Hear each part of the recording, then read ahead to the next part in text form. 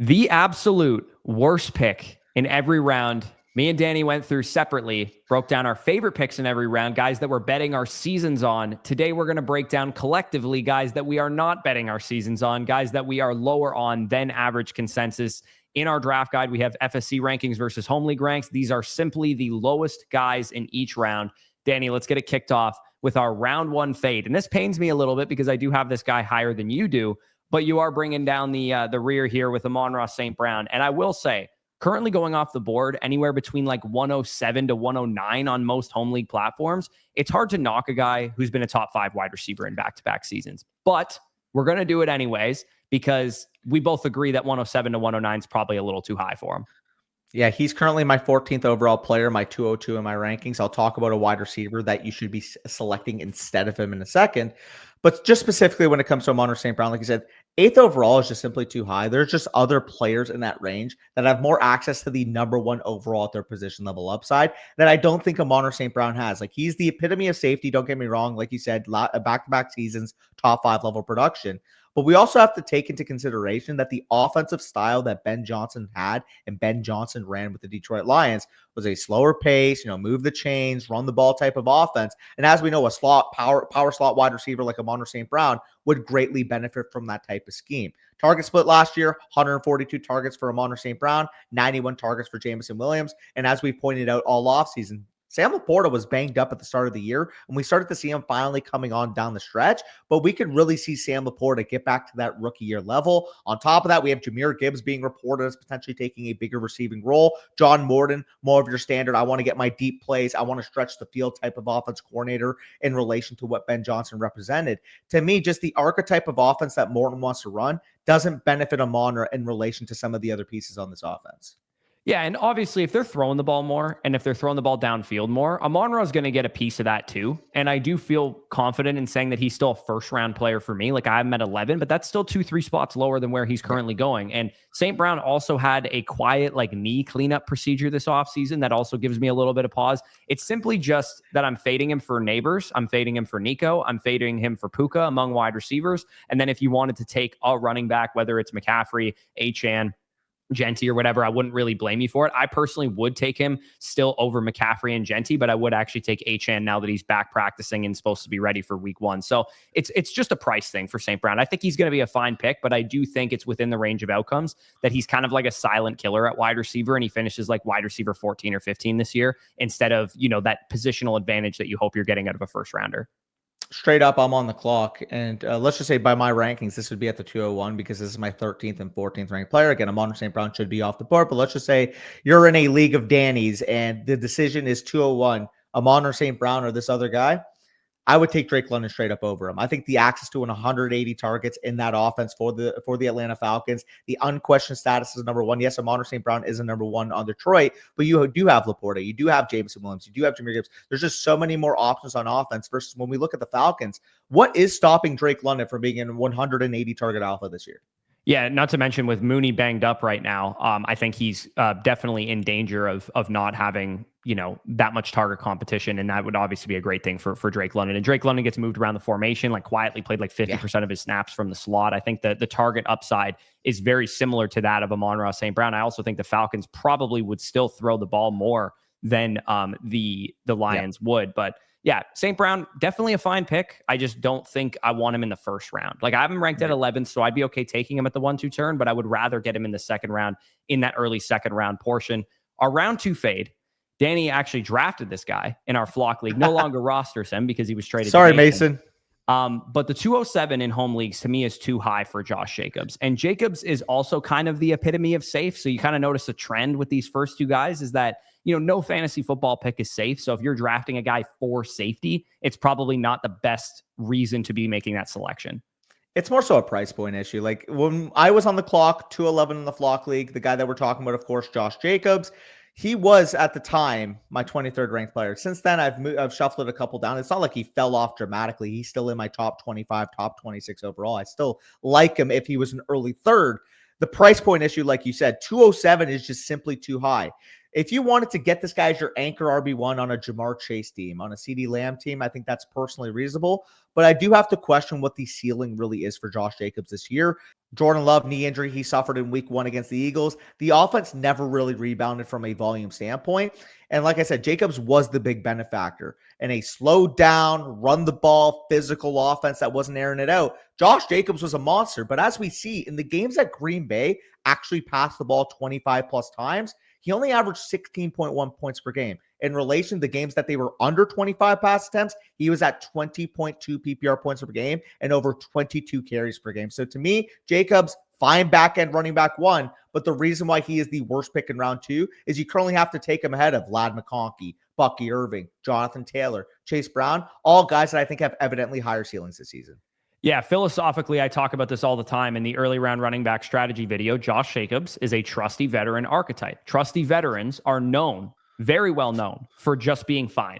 When you take them, you draft them RB11 like you're taking Jacobs right now, or RB7 or 8 as the highest point off the board, and they finish RB13. And they didn't kill you, but they didn't help you win your championship either. And that's personally why I'm not making the draft selection on Josh Jacobs, because I do think the way that he burns us is Packers are a really good team, scores 15 plus touchdowns, and he finishes as a top 10 running back. Essentially what he did last year is how he burns us. The only problem is more touches under the belt, a little bit older. And of course, there's other higher upside guys going around him with more receiving upside, higher upside to become better players. Like you mentioned, Bucky Irving, Chase Brown, Jonathan Taylor, those type of guys. So I'm also on board here. I actually have him ranked lower than you do. I have him more so as like a mid-third round pick as opposed to like an early third round pick where you have him. I personally would rather have like the tight ends, the 2 quarterbacks, Amari and Hampton, the other running backs and wide receivers that we mentioned going in that second round area. The round 3 fade, and this one's a little bit more of a full circle moment for me because I was really high on this player earlier on in the offseason, but it's gotten worse. It's gotten worse since I was high on this player, because if you asked me this question May, June, something like that, I might have said that this was my must draft player in round 3.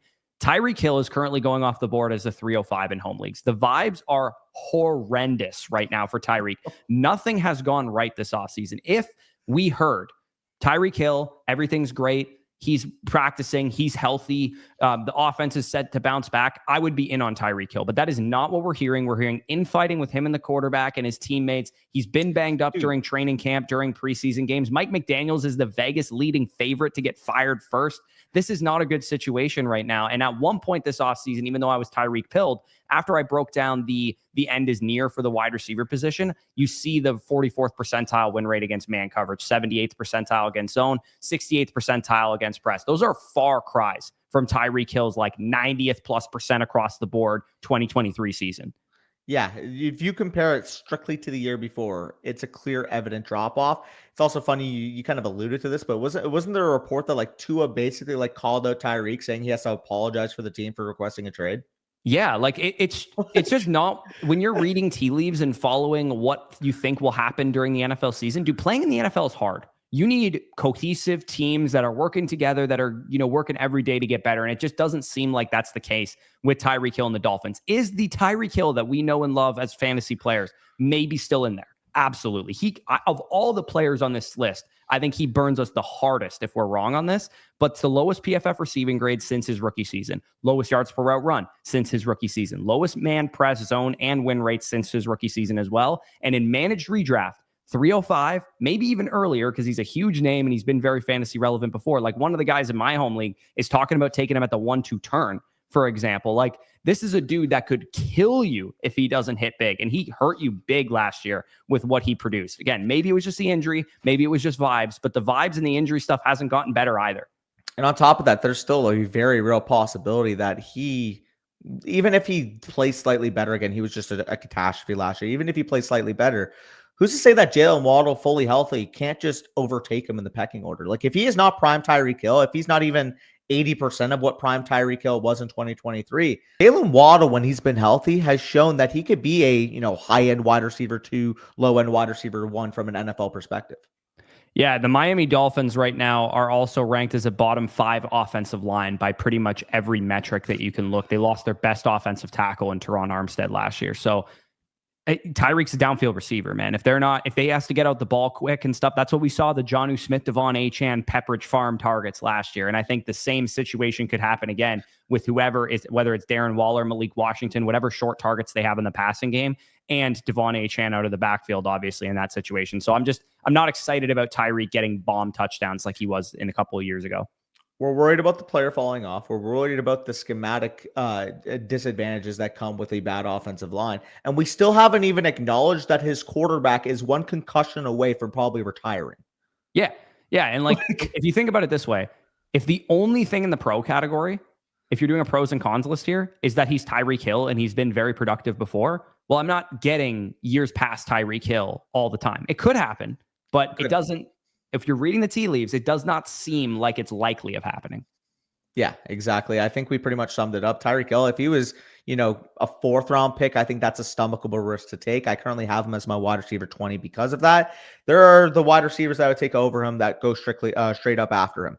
Xavier Worthy, attached to an offense that we believe in, year 2 player, much easier bet to make, in my opinion. Mike Evans, if you're going to take a vet wide receiver with touchdown equity, take it for Mike Evans instead of Tyreek Hill, because at least Mike Evans showed he is still a fantastic football player. I would rather take best career numbers of his of the last 10 years last year, across the board.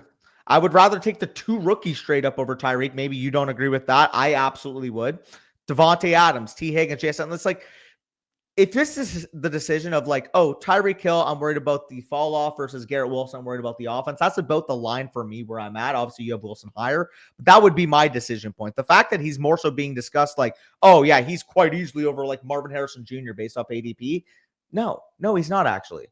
Yeah, no, the difference between him and Garrett Wilson to me is that they're both like vibes bounce back situations. I'm making that switch, by the way. I'm putting Garrett Wilson ahead of him. Yeah, like think about it. Which vibes are more likely to bounce back? The Jets with an adult in the room head coach, Justin Fields, who, at least his teammates love him and all that kind of stuff. He's not hated by his teammates like Aaron Rodgers. I think that even though Garrett Wilson might project for like, let's say lower of a ceiling, assuming it's prime Tyreek Hill that we're getting, I do think that a young ascending receiver still with a better situation in terms of like what the team is looking like and that kind of thing, to me projects as the better range of outcomes for me, which is why I do prefer Garrett Wilson in that situation. Let's talk about round 4, because both of us are kind of in lockstep on this guy. DJ Moore, currently the 412 in home leagues. He actually was going higher than this earlier in the offseason. I think he was like 404, 406, kind of somewhere in that range. It seems to be simple to me. We just don't view DJ Moore as the clear-cut number 1 receiver of this team. Corey, who was my must-draft player in round 6 when we did my video? Rome Odunze. Corey, who was my number 1 sleeper that released yesterday? Colston Loveland. That's my thoughts on DJ Moore.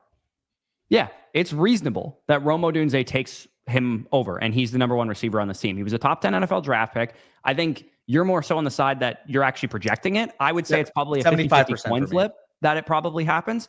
Burden also has a very similar skill set to DJ Moore in terms of how he's used in, design touches and screen passes and things out of the backfield last year. That's also underratedly something that DJ Moore brought to the table, which was first read targets, design looks, and things of that nature.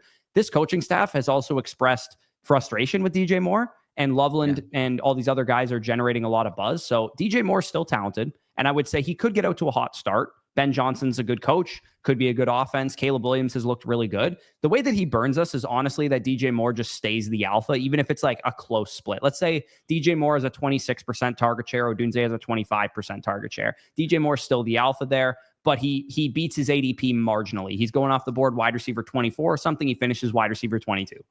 The fact that DJ Moore still has the highest ADP of the Bears receivers, when the quotes that we have heard from these top 3 respectively, because obviously like we consider Luther Burden's probably more of the stash, more of the second year play. Like I think we both kind of understand that. The quotes that we have heard from Rome Odunze, Colston Loveland versus DJ Moore. The quote we heard from DJ Moore basically implying that he's lazy.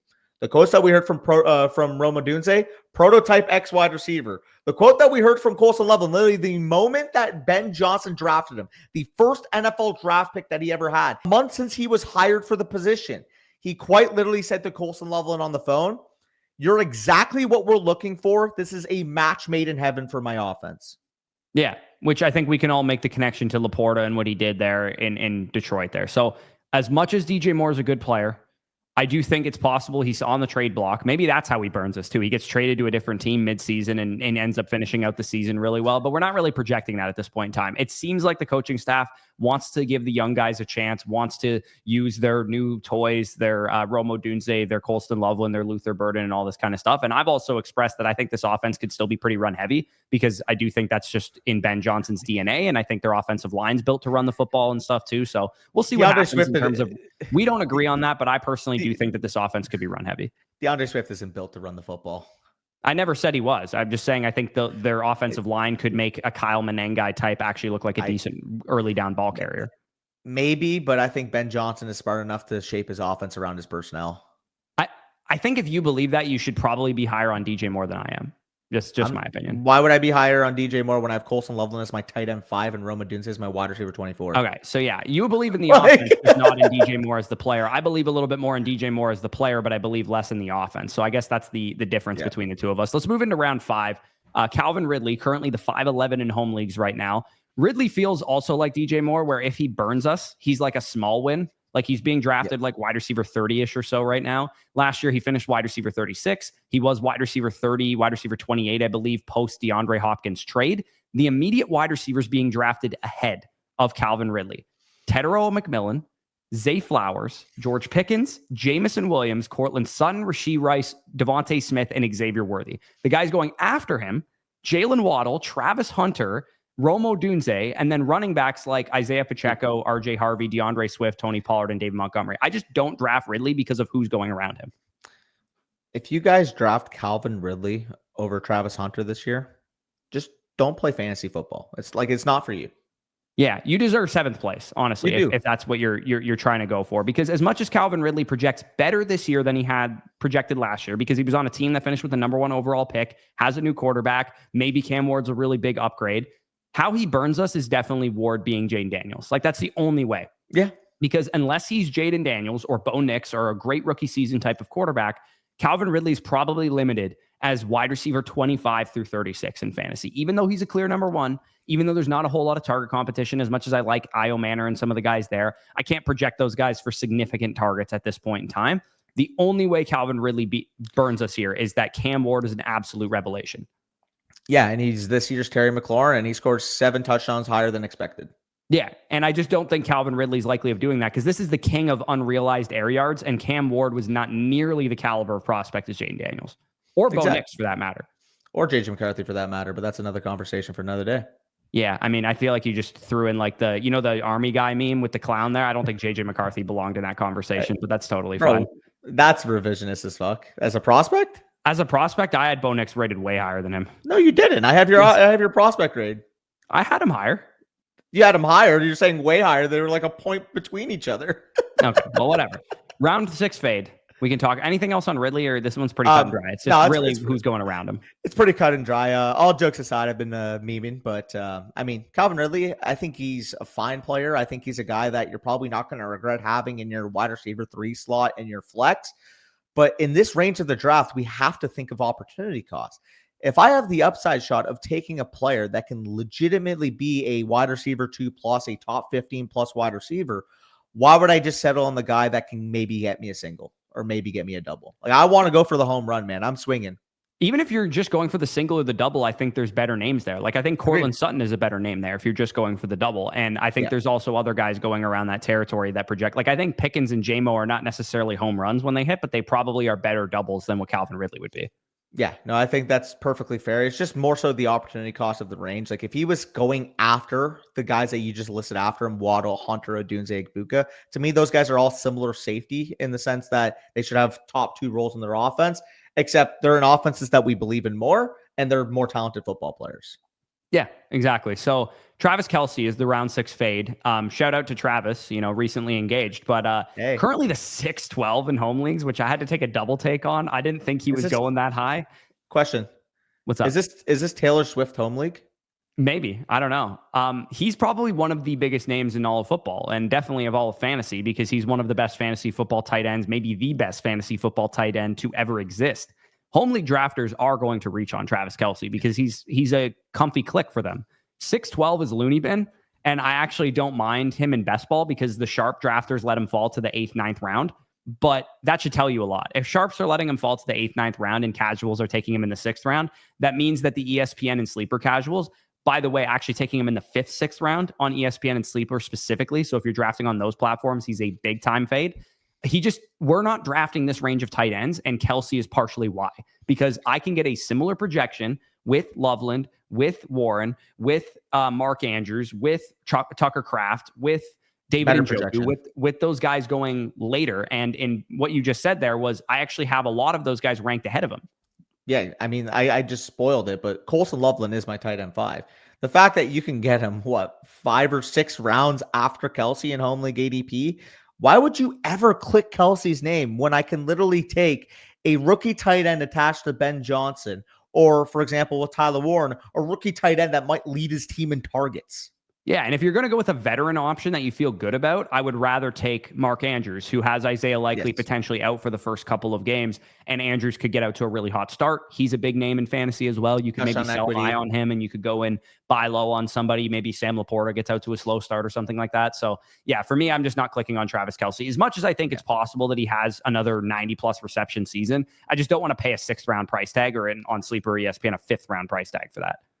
For sure. And I think this similar applies to a guy like Evan Ingram, who's our round 7 fade, currently going off the board 7-11 in home leagues. And like you kind of echoed, I mean, this whole tight end tier is overvalued. Either take one of the top 3 guys or punt this entire mid-round range. Take a guy in the first 3 rounds, or don't take your tight end until at least round 9, because again, Evan Ingram, if your Broncos pilled, okay, he's got the opportunity to be the number 2 target in Denver. He's been a guy that's gotten volume in the past.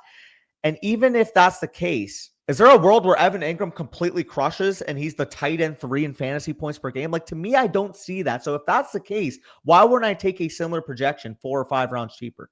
Yeah, I think part of the reason why we don't like this tight end range is that we don't agree with who's going first. Like, if Loveland and Warren and Kraft and those guys were going ahead of Kelsey and Ingram, then we would say, hey, maybe you want to dive into this range at the right cost, so on and so forth. But part of the reason why it's just so easy to fade this range is because we have them literally ranked straight up over those guys, even though they're 2 rounds later, 3 rounds later in ADP. Best case scenario with Evan Ingram, he's a top 6 tight end on pure volume. That's best case scenario, legitimately. And he has to be Jaguars Evan Ingram for that to happen, where he's used in the slot. And as you've said a million times, we don't think Sean Payton's that stupid. Like, respectfully, I went through this. Devon Vele was more valuable per target last year than Evan Ingram. Now, obviously, Devon Vele is now a New Orleans Saint. That's not relevant in relation to Ingram. But, like, are people just, like, confused on who Evan Ingram is? Do they think he's, like, some stud tight end? Like, he was just as efficient on a per target basis, like I said, than Devon Vele, which is a wide receiver 4, wide receiver 5 in the league. Yeah, who just got traded for like mid-round picks and whatnot. So yeah, I don't think Evan Ingram's really the juice isn't worth the squeeze unless you're in a sharp league and he falls to the 9th, 10th round and you want a safe option. Maybe he'd be worthy at that point. But like I said, he's going to go in the 6th, 7th round because your league mates are going to chase up tight ends up the board. Once they have their running backs and wide receivers, they're going to go, I need to fill up my starting lineup. I need to draft a tight end. Kelsey's probably going to be gone already. I need to grab Evan Ingram. He projects pretty well. And that's why he's going higher than we kind of view him to be. Our round 8 fade, this one's really easy. Cooper Kupp, 809 in home leagues. This dude is washed, bro. This guy's pan-seared. Over Tyler freaking Warren? Yeah, literally the next pick off the board. Declining receiving grades in back-to-back years. Declining yards per route run in back-to-back years.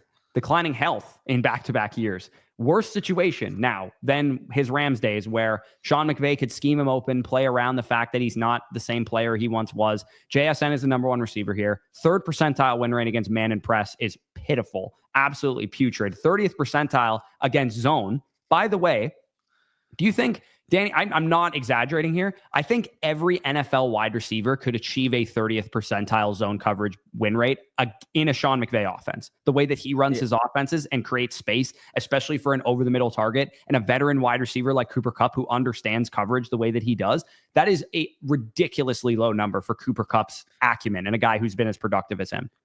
Dude, Cooper Kupp straight up is a objectively worse football player. Yes, you guys are hearing this correctly. Straight up is an objectively worse football player at this point than Adam Thielen. You know, Adam Thielen had over 2 yards per route run last year, right? Yeah, you just don't waste any opportunities to talk about Adam Thielen. I gotta glaze him. If you're gonna take completely off-topic reference, no. But I'm saying it's like what Cooper Kupp represents at the 809. You can literally get in the last round of your drafts with Adam Thielen if you really wanted this. Yeah, and I think, if we're going to go for a condomy wide receiver that you can draft in the late rounds to play early in the season because you took Rashee Rice or something like that, I would rather draft Christian Kirk. Yeah, no, that's your boy too. And I do agree. I mean, the fact that Cooper Kupp is going at the 809 is just absurd.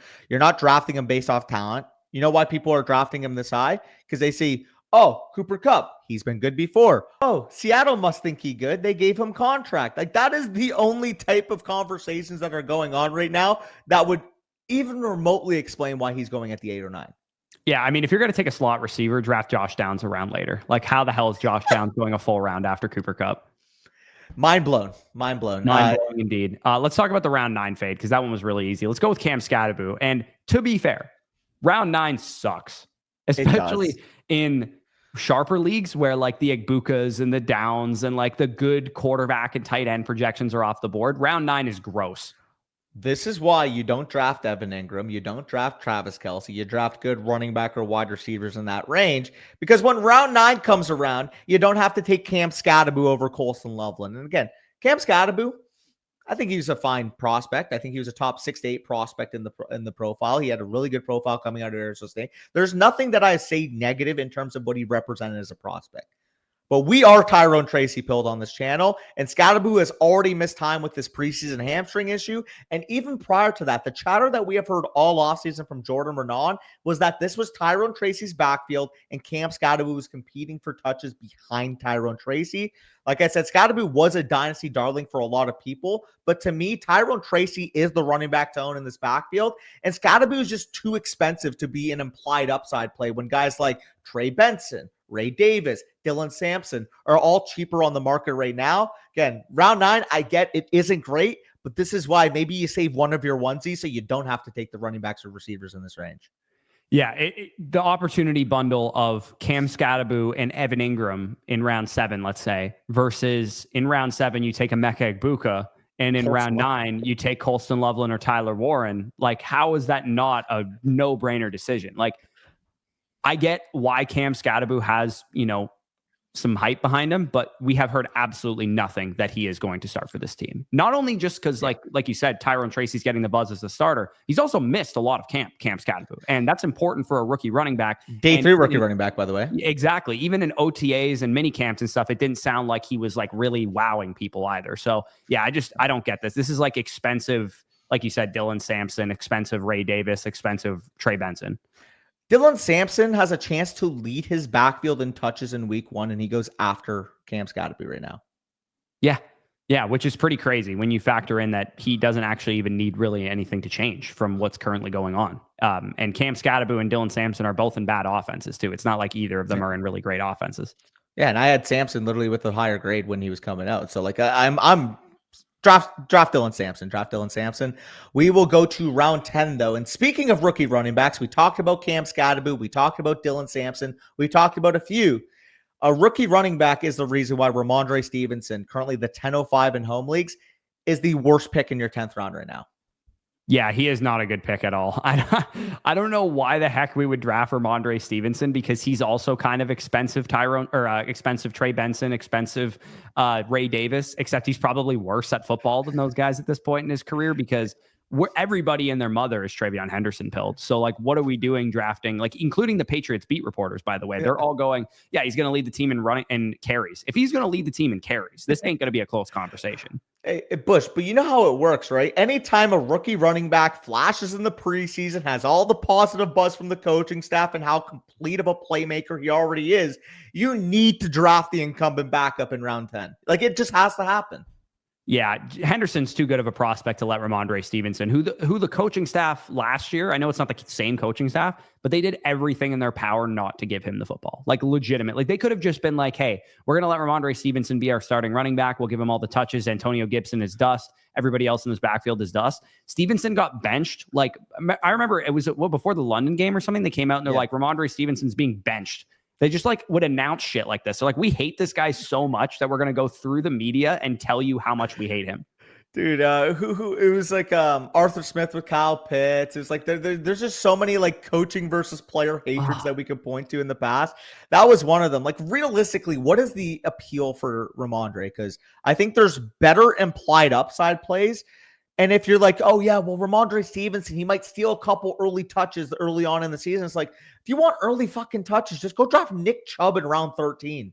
Yeah, or Jerome Ford in round 13 too. Like there's Like, early touches guys that are better than Ramondre Stevenson. Because like best case scenario, he's a pest for Trevion Henderson. I don't think he'll be a startable pest. He'll probably just be annoying if you have Henderson. Yeah, and it is hilarious if you do recall. I believe it was going into year 2 for Ramondre Stevenson. He was the young back. He overtook Damian Harris that season. He's having it done to him with Trevion Henderson. I would not be shocked. I mean, hopefully his career doesn't end the way Damian Harris's did, because that was like quite awful the way it happened. But I mean, Damian Harris after that season, he had a 15 touchdown season, and he wasn't relevant in the NFL again. Yeah. Ramondre, his time as a starter should have been over last year. If they had drafted a running back in the late rounds or something, they would have given that player the football. Like if they had, I'm trying to think somebody last year that looked good on limited touches. If they had drafted Tyrone Tracy instead of, whatever guys that they didn't have behind Antonio Gibson, Tyrone Tracy would have started even sooner for the Patriots than he started for the Giants. 100%. Yeah, for sure. So those are our top 10 round fades that we are not drafting under any circumstances, really, unless they fall a crazy, crazy amount. Other than, St. Brown, some of the early round guys, we have to pick a guy in that round. So we kind of are nitpicking on those players. But if you guys want all of our rankings, our draft guide, FSC versus home leagues is basically where we took this from our draft guide. We have our rankings combined versus Sleeper, versus ESPN, versus Yahoo, versus NFL, whatever platform you're drafting on. If you still have drafts this Labor Day weekend, that will help you out a ton. Check out the season pass. You'll get our draft guide with the season pass. You'll also get site access from now until the end of the fantasy football season to help you out with waiver stuff, weekly rankings, start sits, all that good stuff will get you covered in the season. And you'll also get the draft guides and bonus content and rankings of all your other favorite creators in the Flock League. So check that out if you guys are interested. Link along the bottom of the screen there to sign up annually. If you guys want to do that, you get a free team review. Get yourself covered for the fantasy football season. Check that out. It'll be linked down below in the pinned comment as well. But with that being said, peace out. We'll talk to you soon.